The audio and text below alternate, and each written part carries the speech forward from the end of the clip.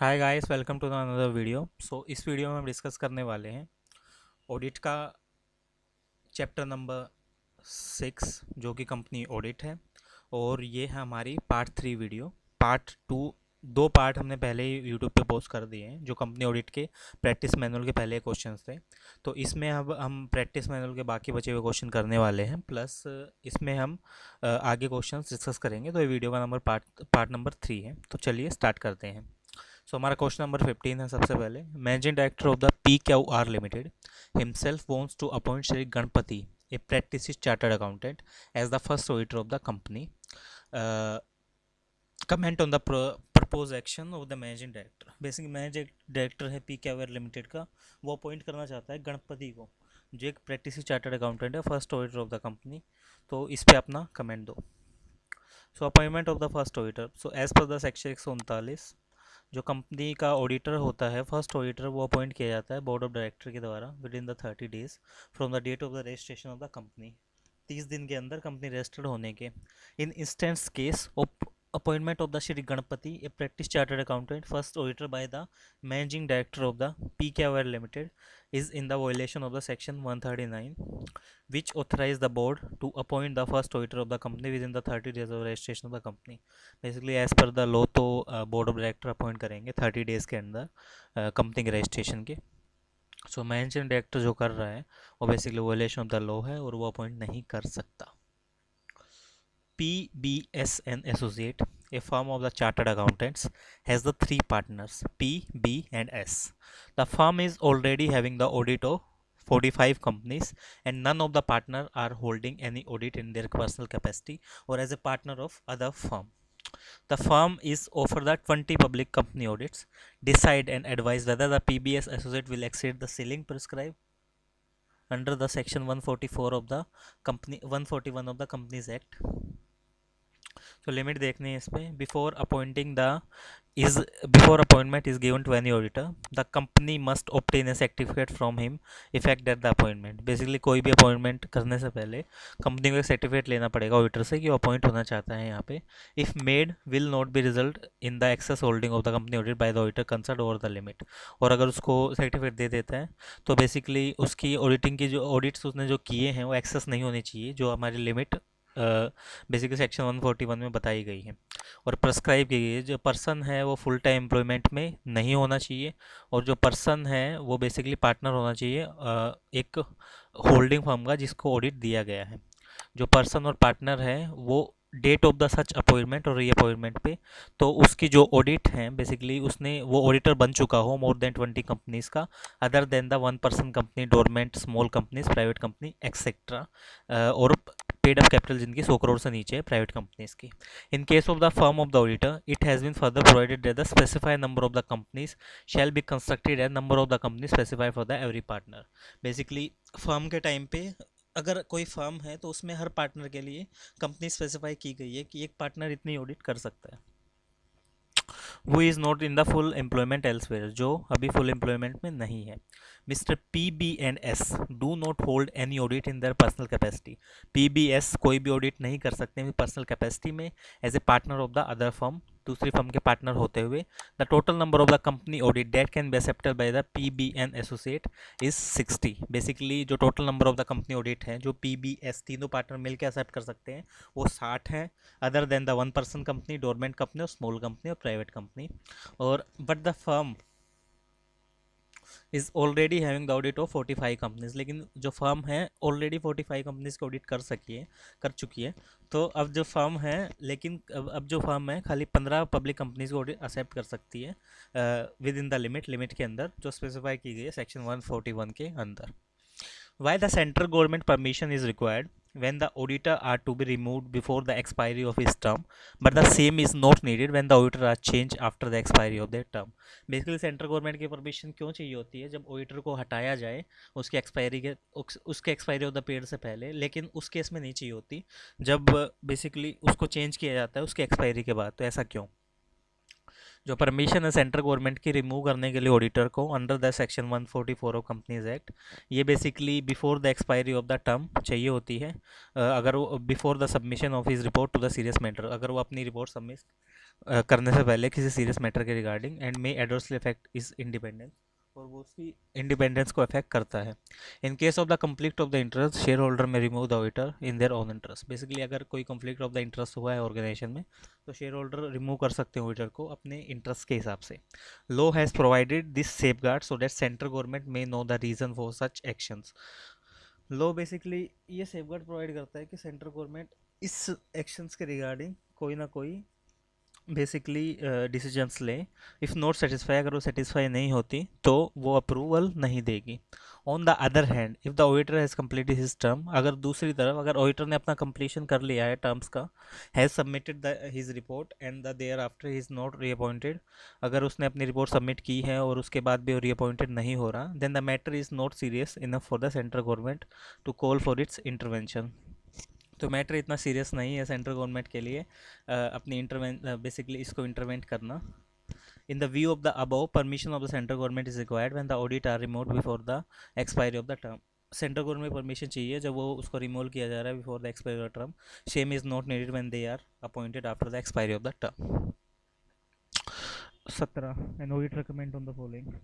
Company has debited the 1,75,000 to the delivery van account received from the customer against the credit sale of the 1,50,000 to him, who is now not able to pay the amount. The delivery van has not been registered in the name of the company with RTO till the date of finalization of the account.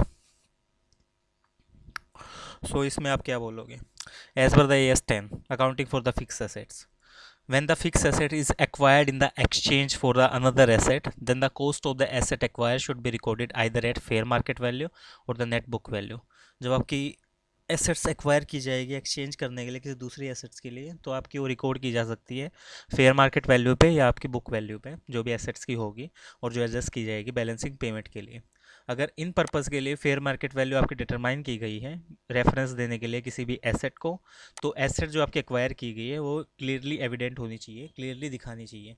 जो delivery van है acquire की गई है exchange for the another asset, अगर आपकी delivery van acquire की गई है किसी दूसरे एसेट के एक्सचेंज में, तो जो फेयर वैल्यू है डिलीवरी वैन की जो 1,75,000 है रिसीवेबल्स के पास, वो 1,50,000 रुपये होगी। और जो फेयर मार्केट वैल्यू है एसेट की जो गिवन अप की गई है क्लियरली, वो आपको डिलीवरी वैन जो वैलिड होगी 1,50,000 के हिसाब से वो रिकग्नाइज की जाएगी एसेट्स में, एसेट्स ऑफ द कंपनी में, और वो भी रजिस्टर नहीं की जाएगी कंपनी के नाम पे।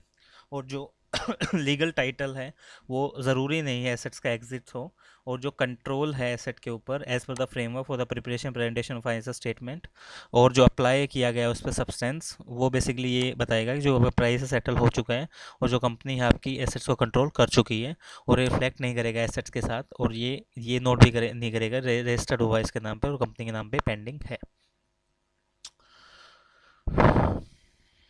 नेक्स्ट क्या है?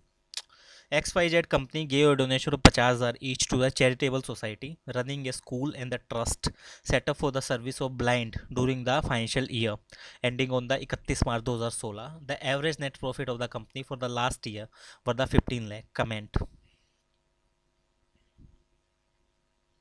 जो डोनेशन दिया गया है चैरिटेबल इंस्टीट्यूट को, board of director of the company में contribute to the bona fide charitable and the other funds with the permission of the company general meeting for the such contribution in case of the amount agreed amount of which. Basically board of director है company के, वो contribute करेंगे charitable funds को company की permission लेके general meeting में, और जो कंट्रीब्यूशन दिया जाएगा वो अमाउंट एग्रीगेट होगा एक फाइनेंशियल ईयर का। जो आपका अमाउंट है वो एक फाइनेंशियल ईयर में 5% of its average net profit of 3 presiding financial year. Basically आपका वो 5% से ज़्यादा आपका जो 3 साल का इमीडिएट जो 3 साल का आपका प्रॉफिट था उससे ज़्यादा नहीं होना चाहिए। In the instance case company has donation of 50,000 each to organization charitable trust which amount to be 1 lakh, assuming there is a charity organization not related to the business of the company. The average profit of the last year is 15 lakh and the 5% of this work crew 75,000। जो maximum donation amount है 75,000 है, क्योंकि 5% 15 लाख का उतना ही बनेगा। For the excess of the 25,000 company is required to take the permission in general meeting which is not taken। Basically excess 25,000 के लिए company को परमिशन लेनी पड़ेगी आपकी जनरल मीटिंग में कि हम क्या 1 लाख का डोनेशन कर सकते हैं जो 5% से ज़्यादा है। और बाय पे इसका बेसिकल कंक्लूजन क्या होगा? By paying the donation of 1 lakh, which is more than 75,000, the board has contravened the provision of section 181 of the Companies Act 2013. Hence the auditor should qualify his audit report or accordingly. Disclosure of the certain ordinary activities under the AS5. AS5 के अंदर basically बताओ, net profit and loss for the period, prior period items and the change in the accounting policy when the item of income and expenses within the profit or loss from the ordinary activity are the such size and nature or incident their disclosure is relevant to explain the performance of the enterprise for the period. उनका disclosure relevant है basically एक performance को explain करने के लिए enterprise की, जो nature है और अमाउंट है इन आइटम्स का, और डिस्क्लोज होना चाहिए separately. During the relevant year the company had collected the amount of 23 lakh. इस साल जो कंपनी है कलेक्ट कर लेगी 23 लाख रुपए का amount, for which the provision has already made earlier in the account, जिसके लिए ऑलरेडी एक प्रोविजन बना दिया गया है आपके अकाउंट्स में. The said provision should be reverse to extend during the relevant year. जो आपका प्रोविजन है वो बेसिकली रिवर्स की कर दिया गया है आपके रेलेवेंट ईयर में, और जो कंपनी एस्टिमेट करेगी डाउटफुल डेप्ट extent of the 25 lakh in the current year must be provided for during the relevant year. जो आपकी 25 लाख की जो अमाउंट होगी करंट ईयर प्रॉफिट्स के रिगार्डिंग, वो आपको प्रोवाइडेड की जाएगी रेलेवेंट ईयर में. और जो सर्कमस्टांसेस है जो गिव बेसिकली आपको दे रहे हैं separate disclosure of the item income and expenditure in accordance with the paragraph of the AS5, वो बेसिकली रिवर्सल करेंगे इन प्रोविजंस का. जो कंपनी है वो नेट ऑफ करेगी रिवर्सल और एडिशन प्रोविजंस को debit of the 2 lakh show करने के लिए फाइनेंशियल स्टेटमेंट में. अगर जो practice does not seems to be good as per the AS5, तो कंपनी शो करेगी net debit in the statement of P&L account में, और डिस्क्लोज करेगी फैक्ट जो आपने रिटर्न बुक बैक किए और एडिशनल प्रोविजन हुआ है आपका ईयर में उसके according. Elegar Limited, a company engaged in the business of chases building and bus transportation services. If the amount all expenses and income in the statement of P&L under the various heads, explaining clearly the nature of operations. The auditor of the company required that the statement of the P&L should depict the profit or loss from the business of assembly as well as the operation of business service perfectly. Segment reporting कैसे काम करती है? जो segment reporting है, company accounts must be present according to the primary classification based on the nature of income and expenses. जो आपके accounts जो आपकी कंपनी है बेसिकली प्रेजेंट करती है प्राइमरी क्लासिफिकेशन नेचर और इनकम के बेसिस पे, और जो सेगमेंट रिजल्ट हैं वो डिस्क्लोज किए जाते हैं उसी हिसाब से. जो रिजल्ट ऑफ द सेगमेंट है वो डिस्क्लोज किया जाएगा आपके terms of the segment revenue में और रेवेन्यू एक्सपेंसेस के हिसाब से. जो आपकी कंपनी है उसके पास 2 बिजनेस सेगमेंट्स होते हैं, names as assembly and the transportation, और जो 2 बिजनेस सेगमेंट्स होते हैं वो प्रॉपरली आइडेंटिफाई होने चाहिए. अगर company should add the note to show the segment result after the computation. Basically accounts के बाद कंपनी एक नोट ऐड कर देगी जिसमें सेगमेंट्स का रिजल्ट दिखा रही है, और सेगमेंट वाइज डिटेल देना ईच एंड एवरी एक्सपेंडिचर की और रेवेन्यू की वो स्पेसिफाई करेगी वो बेसिकली अपने सिस्टम्स में. Mister Seaman and company had been company auditor for the Amudhan Company Limited for the year 15-16. The company had the 3 branches located in Chennai, Delhi and Mumbai. The auditor of the branch Chennai and Delhi were looked after by the company auditor themselves. The auditor of the Mumbai branch had been done by the another auditor, Mr. Vashan and Company, a local auditor situated at the Mumbai. The branch auditor has completed the audit and had given his report too. After this, but before the finalization, the company auditor wanted to visit the Mumbai branch and have the access to inventory records and maintained at branch. The management object to this on the ground of company auditor is transgressing the scope of audit areas agreed or comment. इस पे बताओ कि वो access कर सकता है books of account को नहीं. The auditor of the branch of the company is dealt in the section 143 of the Companies Act. According to this section, the auditor of the branch can be done by the company auditor himself or by the another auditor. Even where the branch accounts are auditor, the company auditor has the right to visit the branch if he deems necessary to do so for the performance of the duty and the auditor. Basically उसका हक है वहाँ पे visit करना अगर उसको लगता है ऐसा. He has also right of the excess all the time. उसको राइट भी है कि वो सारे बुक्स को एक्सेस करें सारे टाइम पे, और वाउचर्स को एक्सेस करें जो कंपनी ने मेंटेन की है ब्रांच ऑफिस में. He can appropriately deal with the report of the branch auditor, और वो डील भी कर सकता है जो रिपोर्ट है ब्रांच ऑडिटर की उसको पूरी तरह देख सकता है और अपनी मेन रिपोर्ट बना सकता है. He will disclose how had he deals with the audit report, और बेसिकली ये भी डिस्क्लोज करेगा कि उसने कैसे डील किया ब्रांच ऑडिट की रिपोर्ट से। In this case the auditor of the two branches were done by the company auditor and the one branch was done by separate branch auditor. इस केस में basically जो आपकी दो audit हैं वो एक ब्रांच ऑडिटर ने की है और जो दूसरी है सेपरेट ब्रांच ऑडिटर ने की है। तो apply the above provision the management objection that the company auditor is transgressing the scope of the audit area agreed. Basically ये रोंग है। जो राइट है कंपनी ऑडिटर के विजिटिंग और असेसिंग करने का रिकॉर्ड, और branch can not be forfeited, ये उसको मतलब ब्रांच उसको ले नहीं सकती, बिल्कुल भी कैंसिल नहीं कर सकती। जो ब्रांच अकाउंट्स है audited by the another local auditor and the company auditor has the visit the branch. जो ब्रांच अकाउंट है ऑडिट किए जाएंगे लोकल ऑडिटर के टाइम पे, या कंपनी ऑडिटर को राइट है ब्रांच में विजिट करने का और उसके पास एक्सेस है बुक्स ऑफ अकाउंट्स का, वो कर सकता है। और जो वाउचर ऑफ द कंपनी वो मेंटेन कर सकता है ब्रांच ऑफिस में। Give your assertion to the following item appear in the balance sheet of the limited company। Basically अपनी assertions दो इनके regarding. Cash in hand, investment, secure loan, machinery etcetera बनाए। Cash in hand the item of the current assets exhibits on the asset side of the balance sheet. Firm concerns as the 10,000 in hand in the valid notes and the coins on the balance sheet. Basically firm के पास 10,000 हैं valid notes के हिसाब से और coins है balance sheet में।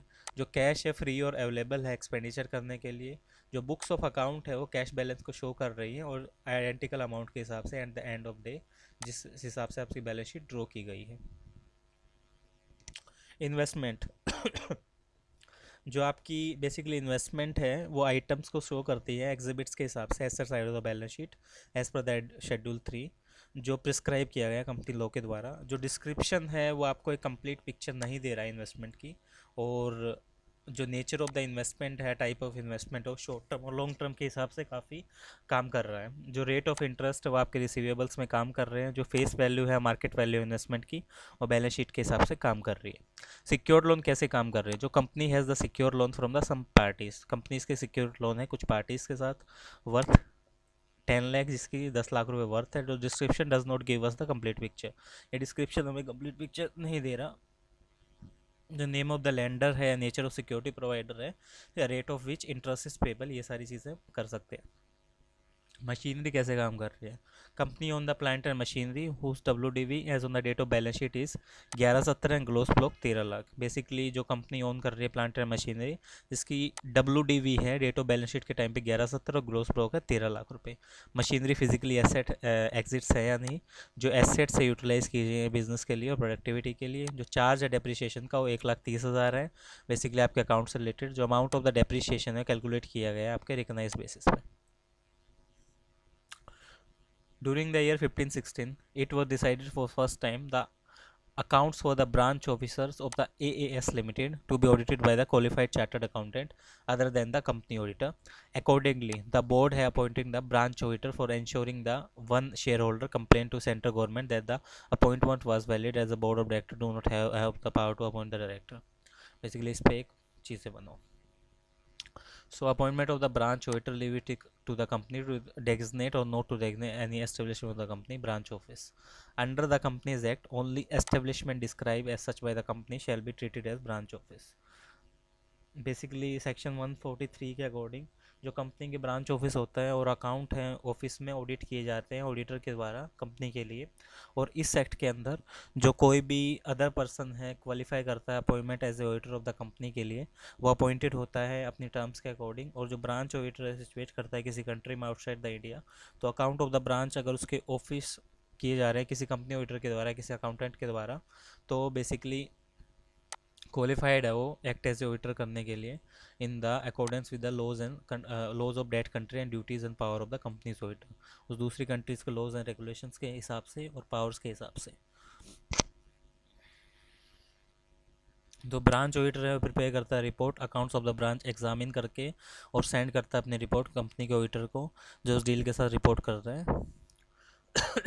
जो हर कंपनी है basically first time annual general meeting में अपॉइंट करते हैं इंडिविजुअल और फर्म एक ऑडिटर जो होल्ड करता है office conclusion of the meeting till the conclusion of 6 AGM और till the conclusion of the every 6th general meeting. जो शेयर होल्डर है जनरल मीटिंग में, वो instead of appointing the branch auditor में authorise the board of director to appoint the branch auditor. जो present case में board appointed करता है branch auditor को, कोई भी ऑथराइजेशन लिए बिना शेयर होल्डर से, और जो बोर्ड है वो बेसिकली अपॉइंट करता है ऑडिटर को, जिसमें उनके पास कोई अथॉरिटी नहीं होती ये सब करने के लिए। जो अपॉइंटमेंट है इनवैलिड होता है और जो शेयर होल्डर कंप्लेन है वो राइट होती है।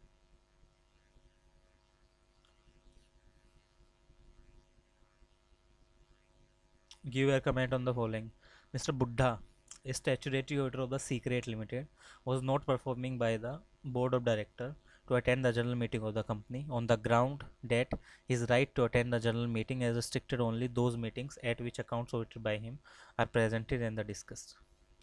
Basically, according to section 146, the auditor of the company are under the obligation to attend a general meeting. Not only those meeting with our account audited by them are presented. Basically उसकी obligation ये है कि meetings को attend करेगा, केवल उन्हीं meetings को नहीं जो उसने अकाउंट जिसमें उसके अकाउंट्स प्रेजेंट होने हैं और डिस्कस होने हैं। In instance case board of director of the secret have the no right to restrict the mister Buddha for attending the general meeting. Basically board of director का कोई भी राइट नहीं है कि वो ऑडिटर को जनरल मीटिंग अटेंड करने से मना कर सके। Buddha has the every right to attend the such meeting in concern by the section. Buddha का हर एक राइट है कि वो उस मीटिंग को अटेंड करेगा, और जो एक्शन है बोर्ड ऑफ डायरेक्टरी का वो बोर्ड ऑफ डायरेक्टर का वो कंट्रावेरी है बेसिकली प्रोविजन ऑफ लॉ के हिसाब से और राइट ऑफ द ऑडिटर के हिसाब से। Mr. Young, a chartered accountant firm, statutory auditor of the old limited is dissolved on the 1/4/16 due to the difference of the opinion among the partners. The board of director of the old limited in its meeting on the 6/4/16 appointed the another firm, MS Sharp, as their new auditor for the 1 year. B. Section 139(8) of the Companies Act lays down that the board of director may fill a casual vacancy in the office of the auditor, provided that the such vacancy is caused by the resignation of the auditor. Basically board of director एक casual vacancy fill कर सकते हैं जो उसके office में हुई है, और जो वो वैकेंसी है वो बेसिकली उसके रेजिग्नेशन के कारण हुई है, और vacancy shall be filled in the general meeting, और वैकेंसी जनरल मीटिंग में फिल की जा सकती है। जो कैजुअल वैकेंसी है not been defined in this act, जो कैजुअल वैकेंसी इस एक्ट में डिफाइन नहीं होगी। Talking its natural meaning it may arise due to variety of the reason. Basically काफ़ी सारे रीजंस की वजह से हो सकते हैं, death, resignation, disqualification, dissolution etcetera. और बेसिकली अगर कोई ऑडिटर अपॉइंटेड करता है कैजुअल वैकेंसी के अंदर और होल्ड द ऑफिस करता है till the conclusion of next AGM, इस केस में जो action of the board of director है शार्प एंड कंपनी को लिमिटेड करने का फिल ऑफ कैजुअल वैकेंसी भरने के लिए बेसिकली करेक्ट है, और जो बोर्ड ऑफ डायरेक्टर है not correctly in giving then the appointment for the 1 year, mister Sharp can hold the office till the conclusion of next AGM. Independence of the auditor कैसे काम करती है? As the S 200 overall objective of the independent auditor to conduct the audit in accordance the standard of auditing in case of the audit engagement in the public interest and therefore required by the code of ethics. जो auditor है independent of the entity subject to the audit. The code describe the independence as a comprising the both independence of the mind and the independence of the appearance. जो आपका code है basically वो आपको independence of the mind देता है और independence of the appearance देता है। जो ऑडिटर की इंडिपेंडेंस होती है वो सेफगार्ड करते हैं बेसिकली ऑडिटर अपनी फॉर्म ऑफ ओपिनियन देने के लिए, जो अफेक्टेड किए जाते हैं इन्फ्लुएंसेस के द्वारा और कॉम्प्रोमाइज़ के द्वारा जो ओपिनियन दे रहे हैं। जो इंडिपेंडेंट है बेसिकली एनहेंस कर दिया ऑडिटर की एबिलिटी को एक्ट करने के लिए, इंटीग्रिटी, ऑब्जेक्टिविटी और मेंटेन करने के लिए एक प्रोफेशनल स्केप्टिज्म। मिस्टर फैट है has his office and resident in the building owned by the Mr. Thing, who are subjected to audit by the Mr. Fat. Giving the 10% concession in the rent may be due to some other reason or the other than auditor show the Mr. Thin may due to being very old tenant due to office resident in the same building. Mr. Have the carried out the major renovation. So unless and until the direct proof, giving the 10% in the rent due to does not affect the independence of the auditor expressing his opinion. Write a short note on the following. Responsibility of the joint auditor. Joint auditor की क्या responsibilities हैं? As per the SA 299, in respect of the audit work divided among the joint auditor, each joint auditor is responsible only the work allocated to him. हर एक joint auditor responsible है जितना काम उसको दिया गया है. In respect of the other works which are not divided, all the joint auditor are jointly and several liable. Basically जितना काम उसको दिया गया है वो या उसने कोई भी काम नहीं बांटा है तो जॉइंट ऑडिटर रिस्पॉन्सिबल जॉइंटली और सेवरल लाइबल है उस चीज़ के लिए। Audit work which is not divided and carried out jointly by the all joint auditor. Audit work basically जो डिवाइडेड नहीं हुआ है और कैरिड आउट किया जाएगा दोनों के द्वारा। डिसीजन टेकन लिया जाएगा दोनों जॉइंट ऑडिटर्स के द्वारा, नेचर टाइमिंग एक्सटेंट के हिसाब से, और ऑडिटर प्रोसेस परफॉर्म किए जाएंगे जॉइंट ऑडिटर के द्वारा। मैटर जो नोटिस में आएगा जॉइंट ऑडिटर के और किसी के भी दोनों में से, और जो एग्रीमेंट होगा उनके बीच में, examine is the financial statement of entity comply with the disclosure requirement of the relevant state. Examine करेंगे फाइनेंशियल स्टेटमेंट को एंटिटी की जो कंप्लाई कर रहे हैं रिक्वायरमेंट ऑफ रेलेवेंट स्टेट्यूट के हिसाब से। इंश्योर करेंगे जो ऑडिट रिपोर्ट कंप्लाई कर रही है requirement of the relevant statute के हिसाब से। Process of the judgement formation by the auditor. After the audit, the opinion that the auditor expressed is the result of the exercise of judgment of the fact। जो बेसिकली आपके auditor express करते हैं आपके result of the exercise judgement और facts के और evidences के हिसाब से उनके जो अक्रॉस आता है कोर्स ऑफ ऑडिट में। जो जजमेंट है आपके फॉलोइंग बेसिस पे बनाई जाती है। Identification of the assertion to be examine, identify करना क्या क्या एसेशंस की गई है, इवेलुएट करना एसेशंस को रिलेटिव इंपॉर्टेंस के लिए, कलेक्शन करना इंफॉर्मेशंस का और एविडेंस का to enable him to give the informed opinion, informed opinion देने के लिए, इवेलुएट करना एविडेंसेस को वैलिड और इनवैलिड है, सफिशिएंट और इनसफिशिएंट है, फॉर्मुलेट करना जजमेंट के हिसाब से, फेयरनेस के हिसाब से, कंसिड्रेशन में, और state the basic element of the audit report. Audit report के बेसिक एलिमेंट क्या हो सकते हैं। Basically as per the S 770 forming opinion the financial statement audit report include the following basic element: title, address, introductory paragraph, management की responsibility, auditor की responsibility, auditor का opinion, other reporting responsibility, signature, place of the signature etcetera. Unqualified opinion क्या हो सकते हैं। Basically unqualified opinion conclude करते हैं जो फाइनेंशियल स्टेटमेंट आपकी ट्रू एंड फेयर व्यू दे रही हो in accordance with the financial reporting framework और यूज़ किया गया हो प्रिपरेशन और प्रेजेंटेशन करने के लिए फाइनेंशियल स्टेटमेंट की। जो अनक्वालिफाइड ओपिनियन है इंडिकेट करते हैं कि फाइनेंशियल स्टेटमेंट आपकी प्रिपेयर की गई है जनरल एक्सेप्टेबल अकाउंटिंग प्रिंसिपल्स लगा के, और जो फाइनेंशियल स्टेटमेंट है वो कंप्लाई कर रहे हैं रेगुलर स्टैट्यूटरी रिक्वायरमेंट्स के हिसाब से। जो मटेरियल आपका मैटर है और रेलेवेंट है प्रॉपर प्रेजेंटेशन के हिसाब से, और जो स्टैट्यूटरी रिक्वायरमेंट है एप्लीकेबल की गई है एडवोकेटली डिस्क्लोज करके।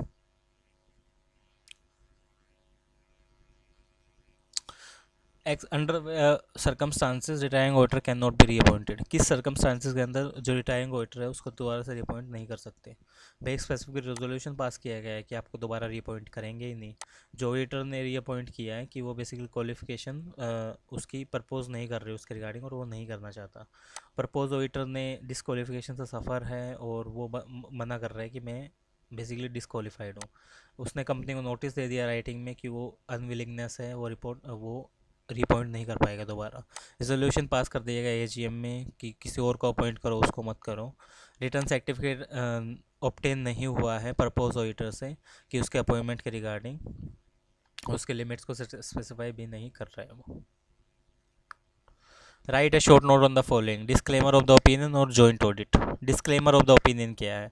एज पर द एस से 500 audit evidence, auditor must collect the sufficient and the appropriate audit evidence on the basis of which he draws the conclusion to form an opinion of financial statement.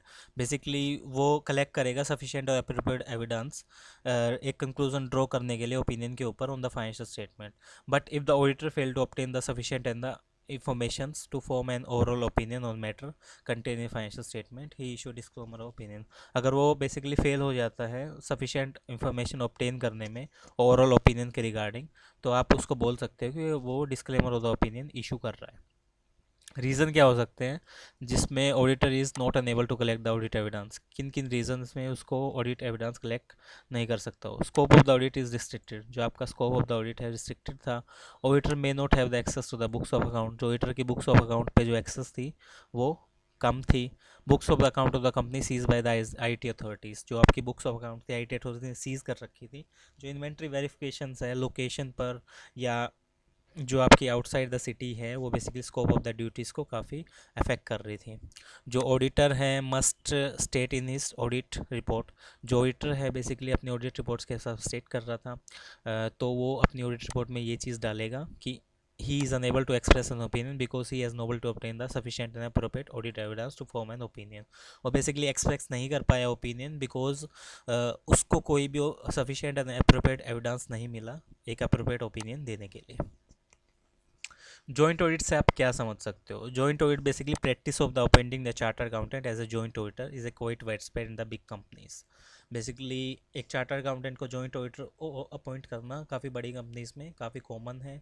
तो joint auditor basically imply करता है pulling together the resources and expertise of more than one firm audit to render an expert job in the given time period. Basically दो से ज़्यादा एक या एक से ज़्यादा फर्म बेसिकली दो एक से ज़्यादा फर्म्स के रिसोर्सेज को पूल कर लेना एक एक्सपर्ट जॉब देने के लिए कम टाइम पीरियड में, which may difficult to accomplish individually, जो अकेले करना मुश्किल था।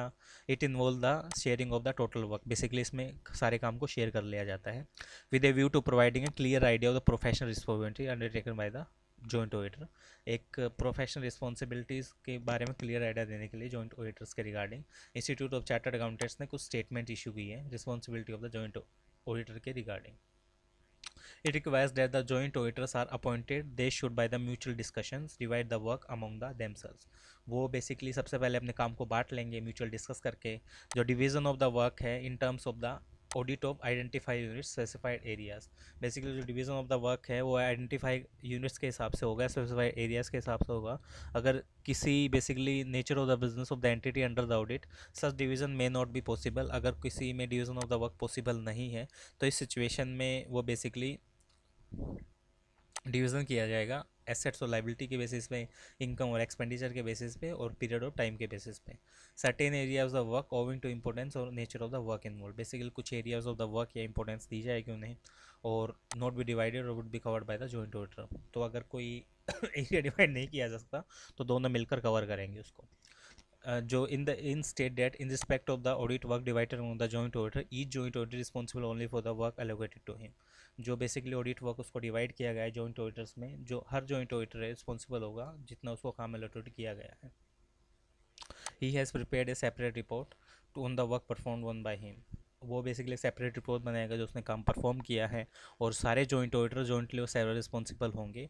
जो ऑडिट वर्क डिवाइड नहीं किया गया है और वो कैरिड आउट किया जा रहा है उन सारों के द्वारा डिसीजन लिया गया है जॉइंट ऑडिट के द्वारा नेचर टाइमिंग और एक्सटेंट ऑडिट प्रोसीजर्स को करते हुए।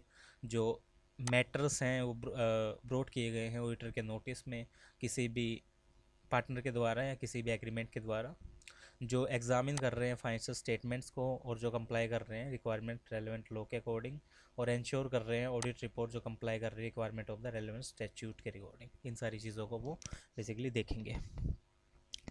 Right a short note on the responsibility of the joint auditor. Basically auditor की रिस्पॉन्सिबिलिटी क्या है? Responsibility of the joint auditor require that the joint auditor should be mutual discussions, divide the work among themselves. Basically वो दोनों मिलकर अपने बीच में काम divide कर लेंगे and the each joint auditor responsible only for the work allocated to him. जितना काम उनको दिया गया है उसी के लिए वो रिस्पॉन्सिबल होंगे and he has prepared the separate report the work perform by. Separate report बनाएंगे जिस पे उन लोगों ने काम किया है। All joint auditor several and the jointly liable for in respect of the work which is not divided among the joint auditor। उस काम के लिए लाइबल होंगे जो उन्होंने के बीच डिवाइड नहीं हुआ है और कैरी किया जा रहा है सारों के द्वारा।